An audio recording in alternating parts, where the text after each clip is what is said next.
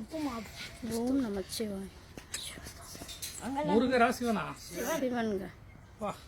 சிவன் ஆனா எப்படி லிங்கமா தான் இருக்கும் எல்லா இடத்துலயும்.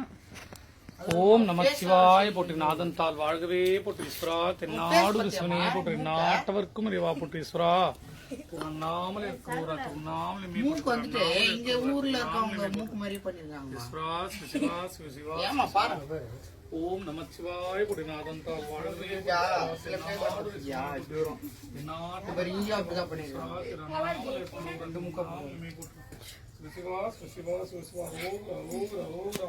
ஈஸ்வரா தென்னாடு சிவனே போட்டு சாமி கண்ண குடுத்து போறாமா.